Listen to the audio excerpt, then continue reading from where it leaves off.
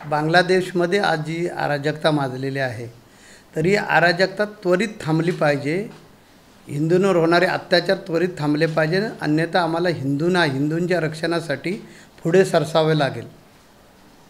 अशी वेळ येऊन टेपलेली आहे, कारण इतके हिंदूंवर अत्याचार वाढलेले आहेत. जाणीवपूर्वक हिंदूंना टार्गेट केलं जातं, हिंदूंची मंदिरे टार्गेट केली जात आहेत, हिंदूंची घरं टार्गेट केली जात आहेत, मुलांची वसतिगृह टार्गेट केली जात आहेत, त्यांच्या व्यवसायाची ठिकाणं उद्ध्वस्त केली जात आहेत.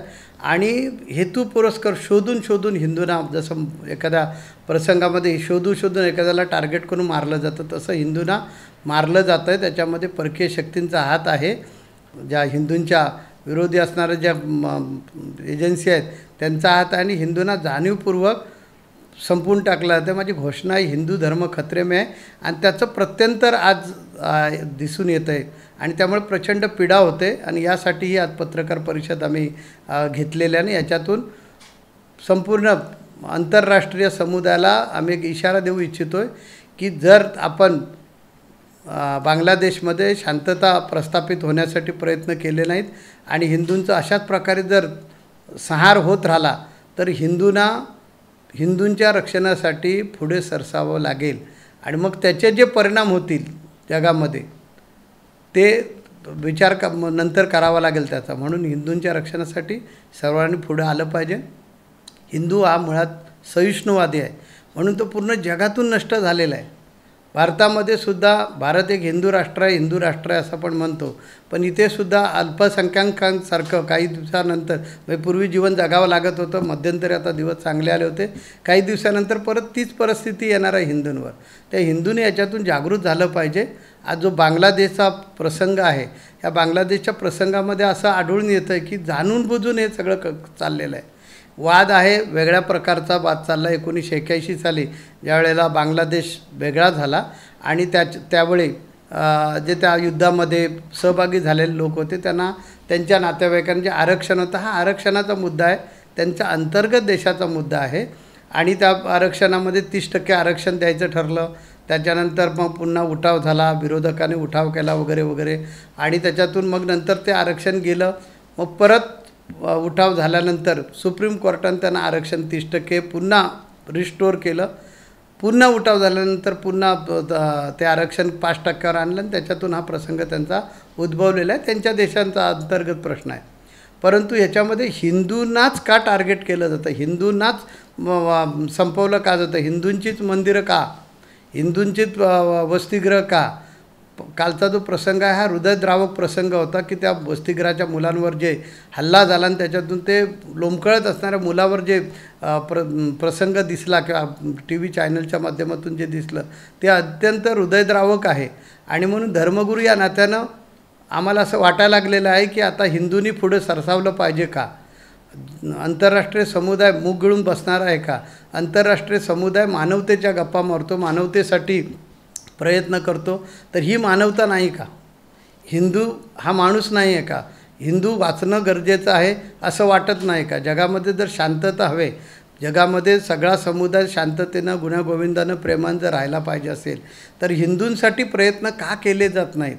आणि इथे आम्हाला असाही प्रश्न विचारावा लागतो की आमच्या भारत सरकारचे अनेक पक्ष आहेत, म्हणजे आमच्या देशामध्ये वेगवेगळ्या प्रकारचे पक्ष आहेत, त्यांनी ह्या ठिकाणी आपली भूमिका आता स्पष्ट करण्याची गरज आहे की हिंदूंचा असाच नरसंहार तुम्ही चालू देणार आहात का. आणि ही आमची जी तीव्र भावना आहे, आम्ही ह्या आता जे सध्या घडतं आहे त्याचा तीव्र भाषेमध्ये निषेध करतो आहे. आणि हिंदूंच्या संरक्षणासाठी भारत सरकारने पण पुढाकार घेतला पाहिजे. आंतरराष्ट्रीय समुदाय जो आहे त्यांच्याकडून दबाव आणून त्या देशामध्ये हिंदूंच्या हिताचं, त्यांच्या धार्मिक स्वातंत्र्याचं रक्षण कसं होईल, त्यांच्या हिताचं, त्यांच्या मालमत्तेचं रक्षण कसं होईल, या दृष्टीनं प्रयत्न केला पाहिजे. हिंदू त्या बांगलादेशमध्ये हिंदू जगू शकत नाही, हिंदू राहू शकत नाही का. या देशामध्ये जर बांगलादेशी मुस्लिम राहू शकतात, या देशामध्ये इतर समुदायाचे लोक राहू शकतात, तर तिथे बांगलादेशमध्ये हिंदूंना का असं टार्गेट केलं जातं. आणि ते कधी थांबणार आहे, आणि थांबणार नसेल तर हिंदू म्हणून आम्हाला काही वेगळी भूमिका घ्यावी लागणार आहे का, याचा सरकारने पण हे करावा, खुलासा करावा. आणि सर्व राजकीय पक्षांनीसुद्धा आपली मतं स्पष्ट करावीत असं मला वाटतं. शरीराला भागामध्ये ते पडसाद पण उठू शकतात असं वाटतं. भारत हा देश सहिष्णुवादी देश आहे. बंधुभाव, प्रेम, सलोखा हा पाळणारा देश आहे, मानणारा देश आहे. त्याच्यामुळे राजाश्रय तर दिलाच पाहिजे ना. कुठल्याही देशावर कधीही कसाही प्रसंग येऊ शकतो. त्यामुळे बांगलादेशच्या ज्या माजी पंतप्रधान आता खलिदा इकडे देशाच्या भारत देशाच्या आश्रयाला आलेल्या आहेत, तर राजाश्रय तर दिलाच पाहिजे. याच्यात भारताची चूक काय आहे?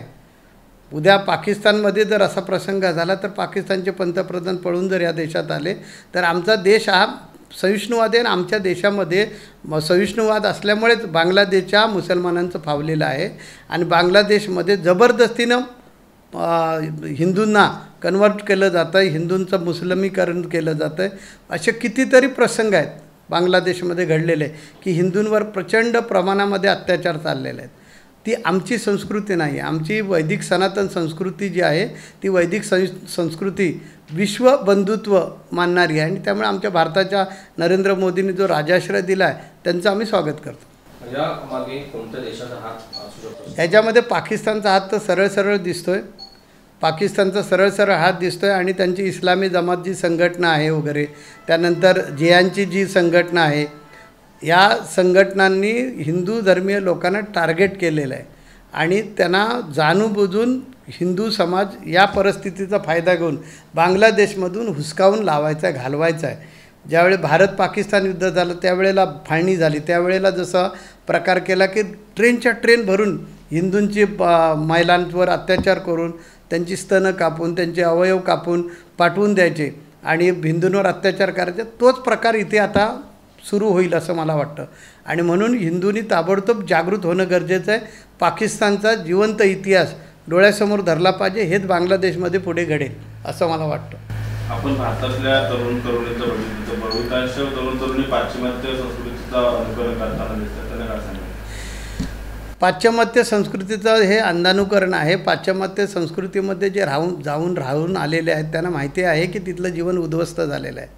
कारण तिथे नीतिमत्ता जी आहे, संस्कार जे आहेत, हे संस्कार नीतिमत्ता यांच्यापासून फार ते देश फार दूर गेलेले असल्यामुळे तिथे एकटेपणा आलेला आहे. आपण सगळेजण आहेत ते विश्वबंधुत्व वसुधैव कुटुंबकम या विचारसरणीमध्ये जगणारे लोक आहोत. आज तरुणांना त्यांचं ॲट्रॅक्शन वाटतं आहे, परंतु या ॲट्रॅक्शनमुळे आपल्या देशामध्ये सुद्धा हा खतरा निर्माण झाला. म्हणून तर मी घोषणा दिली हिंदू धर्म खतरे में.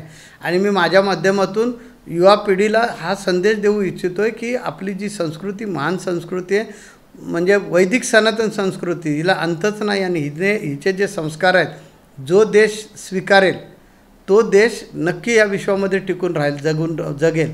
भारताला विश्वगुरू का म्हटलं जातं? कारण भारतामध्ये जे नीतिमत्ता, संस्कार मूल्य जे आहेत, संस्कृती जी आहे, अशी जगात कुठेही नाही. आणि पाश्चिमात्य संस्कृती जी आहे, ही पाश्चिमात्य संस्कृती वन्य प्राण्यासारखी आहे. वन्य प्राणी फक्त आणि फक्त स्वतःचा स्वार्थ पाहतो. तशा प्रकारची संस्कृती असल्यामुळे तिथे फक्त माझं जीवन आणि मला आनंद पाहिजे, बाकी कुणाला आनंद मिळाला नाही तरी चालेल. तिथे आम्ही पण कार्यक्रमांच्या निमित्तानं जातो, आमचाही तिकडे संप्रदाय त्या पाहतो आम्ही की सख्या आईची भेट घ्यायची असेल तर अपॉइंटमेंट घ्यावी लागते.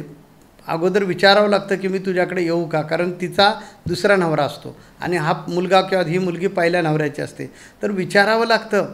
काही दिवसाचं, म्हणजे काही दिवसाचं, महिन्याचं पण नाही, काही दिवसाचं मूल आईपासून दुसऱ्या ह्याच्यामध्ये बेडरूममध्ये ठेवलं जातं.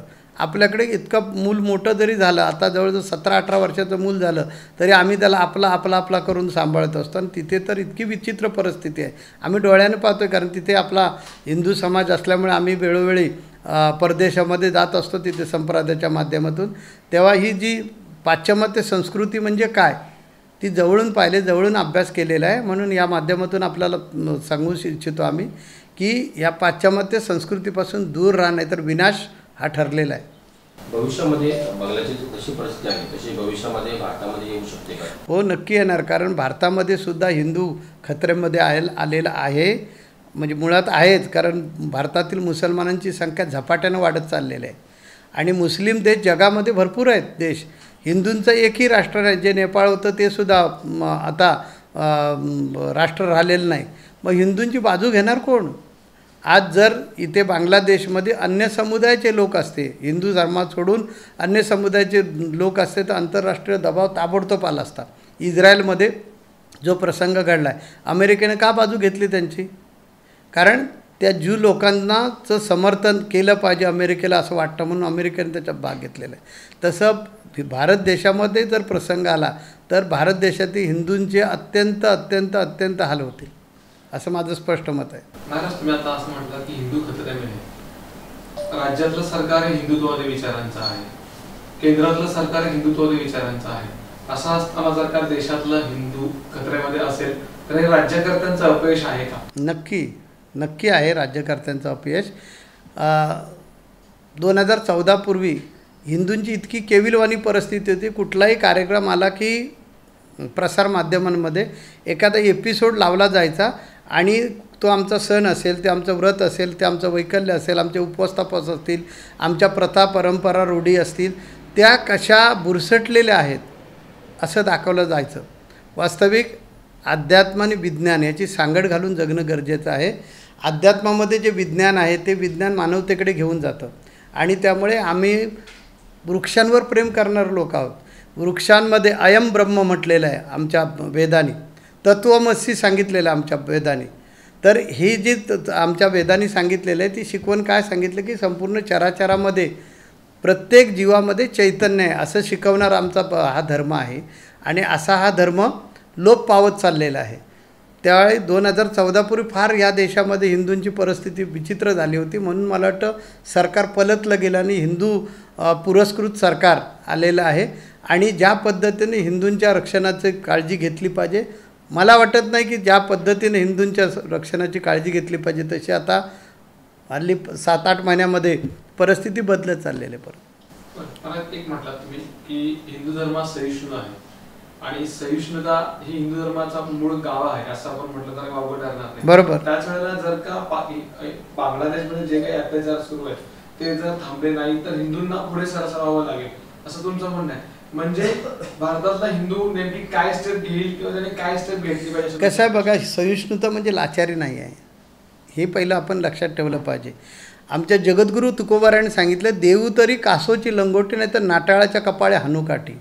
त्याच्यामुळे जर प्रसंग तसा आला आणि आम्हाला हिंदूंना उतरावं लागलं तर बांगलादेशमध्ये पण आम्ही घुसू आणि आमच्या हिंदूंचं रक्षण करू, हे मला सांगायचं या प्रसंगी.